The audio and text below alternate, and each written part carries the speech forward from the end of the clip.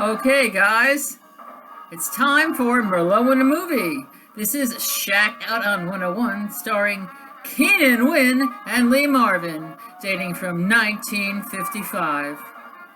To avoid copyright, I will now stop the music and tell you about the movie after I've finished it. Thank you very much. So, sorry about the light. Let's see what I can do. Just finished watching, what's it called?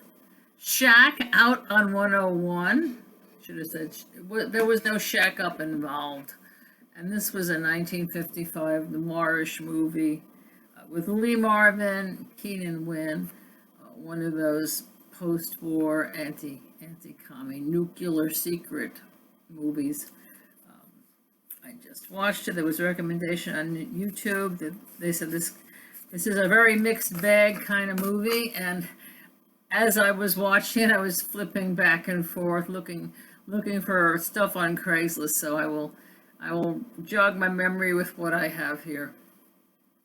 Okay, we open with generic waves and a babe in a two-piece suit. This is Connie, our waitress, who will later become the heroine. She's also the only woman in this claustrophobic set of a picture, which involves various angles of a diner, one fake outside shot, no, maybe two, of the diner, and a couple of beach shots. So we're in one of these beach shots. A very unattractive young Lee Marvin kind of jumps on her and she smacks him around a bit. Then we find out that he's working with her in this diner along with Keenan Wynn. He's called Slob, and she's Connie, otherwise known as the Tomato. And I forgot what Keenan Wynn's name was. He's the owner of the place. And nobody seems to like anybody in here. Like, Slob is a slob, and he's always bickering with Keenan Wynn, and he's a lousy cook and stuff. Okay, they despise each other. Then in comes Suitman. Oh, wait a minute, my phone is ringing. I'm going to have to cut this out. No, I'm going to leave it. Just ignore the phone, guys. So Suitman comes in. I'll put it in the drawer. He is Sam, who happens to be a nuclear physicist. And he's in love with Connie, who wants to better herself by becoming a government employee and taking the civil servants test. And there's a shot of her. She lives in the back of the diner, of course, and she's got the stretch pants on, and she's just kind of lounging on the dresser, and it's pure Ed Wood. And the more dialogue I hear, the more I wonder if Ed Wood ghost wrote this dialogue. So she's hoping to improve herself, and then they get all jiggy. They quiz each other on the Bill of Rights, and they get real into a hot kissing section on the three branches of government. Yes. And what else happens there? Oh, then there's a fist fight with a fish salesman. The fish salesman is not really a fish salesman, but we'll find out. Remember, this is a nuclear secret film, and there's money passed back and forth between Slob and the fish salesman. The fish is hot, and it's from Mexico. And then another suit comes in. This is Eddie. Eddie is a salesman. He looks like another actor. Now, he refuses to give Slob his money back on a watch because evidently Slob put it in the stew. And they both have, Eddie and Sam have PTSD, but they don't call it that. They were together on D-Day. So they're looking over a sportsman's catalog. They want to get over their trauma. And Eddie is very upset about having to use a harpoon. He's like, couldn't we just use fishing poles? So they have this really in-depth discussion on harpoons. And then these two poultry guys, they look like Maytag salesmen, but the back of the jacket say like Acme Poultry or something. They come in for their 20-cent pie and coffee, and they try to put the moves on Connie too. Evidently, and Keenan Wynn's also hot for her. But of course, she loves Sam, the nuclear scientist. I guess she's the only woman in California.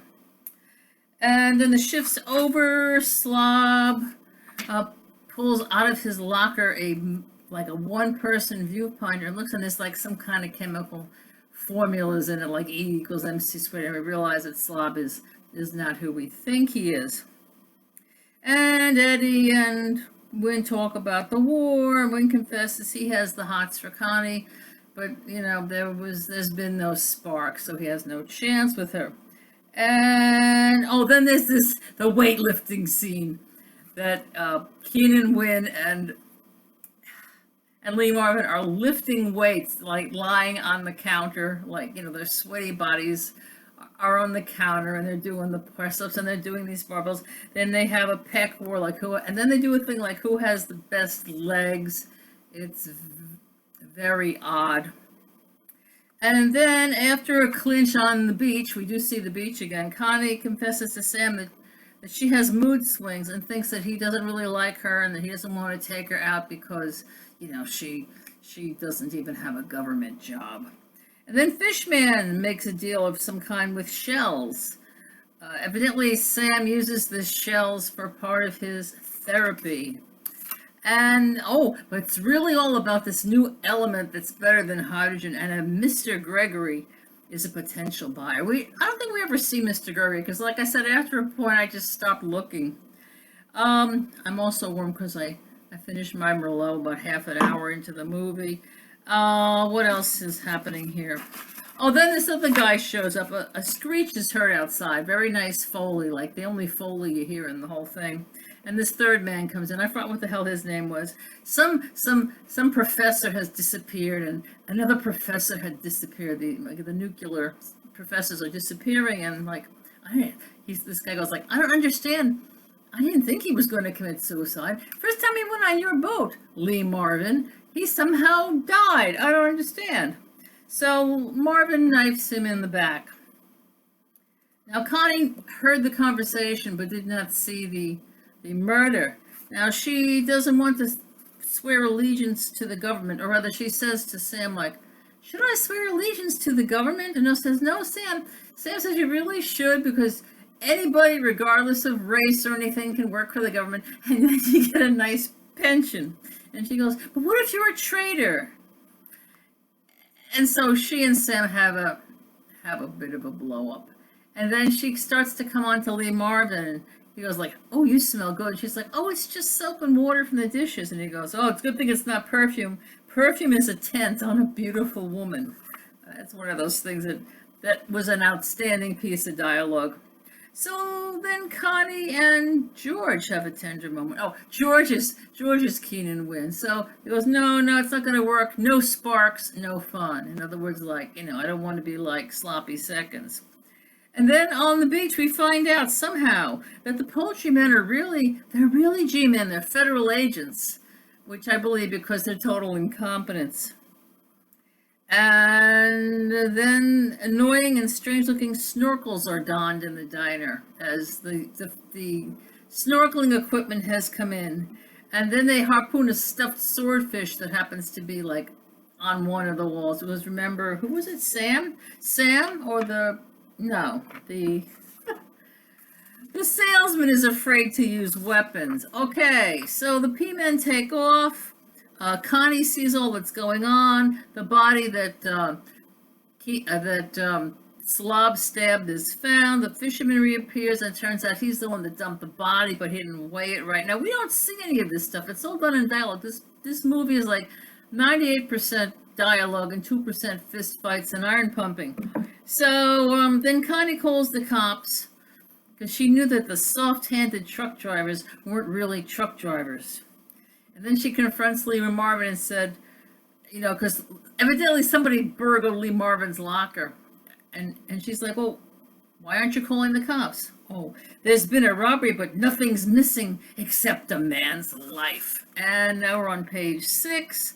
There's an escape plan to Mexico. Fish guy, I guess, is going to drive the dinghy over to Mexico because they're somewhere on the California coast.